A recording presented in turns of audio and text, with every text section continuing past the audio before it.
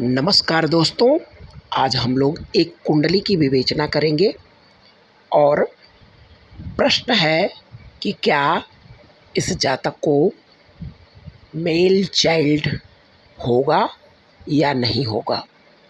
इस पर प्रश्न है और किस ग्रह के प्रभाव से इसे बच्चे प्राप्त होंगे यह भी समझना है।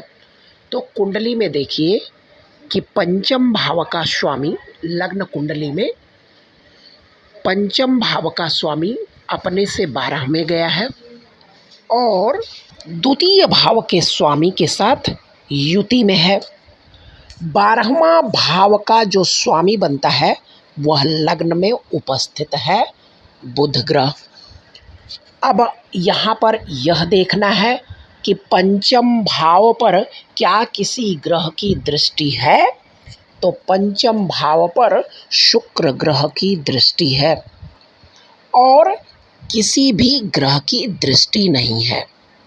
तो अब क्या होगा कि जब बुध का प्रभाव लग्न पर है यानी माइंड पर है, तो इसका मतलब यह हुआ कि उस व्यक्ति को पंचम भाव का सुख तो अवश्य प्राप्त होगा। क्योंकि पंचम भाव से चौथे भाव का जो मालिक बन रहा है शनि, यानी पंचम से काउंट करेंगे तो अष्टम भाव का जो स्वामी है शनि, वह उच्च का होकर चौथे भाव में विराजित है, अर्थात इसे बच्चे का सुख तो अवश्य प्राप्त होगा। अब रही बात कि मेल है या फीमेल है, तो जो पंचमेश है वह बुध की राशि में है और बुध कंट्रोलर होकर के इसके लग्न पर बैठा है। लग्न में आया हुआ ग्रह आपको पिछले जन्म से प्राप्त होता है, अर्थात बुध यानी लड़की संतान इसे पिछले जन्म से ही प्राप्त है, इसलिए इसे मिलेगी।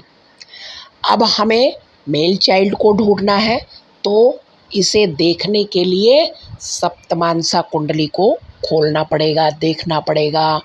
तो सप्तमांसा भी कर्क लग्न का ही बना और इसके पंचम भाव में सूर्य और गुरु उपस्थित हैं।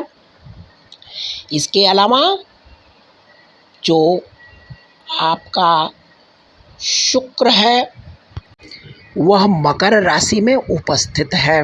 इसके अलावा जो इस भाव को मजबूती प्रदान कर रहा है वह चंद्रमा और बुध हैं, जो कि लाभ भाव में उपस्थित हैं। तो यहाँ पर सप्तमांसा कुंडली में प्रॉब्लम देने वाले दो ग्रह दिखाई देते हैं, एक शनि, दूसरा केतु। शनि नीच राशि में कर्म भाव में और केतु अष्टम भाव में उपस्थित हैं। तो यह लग्न कुंडली में देखिए इनके चतुर्थ भाव में उपस्थित हैं।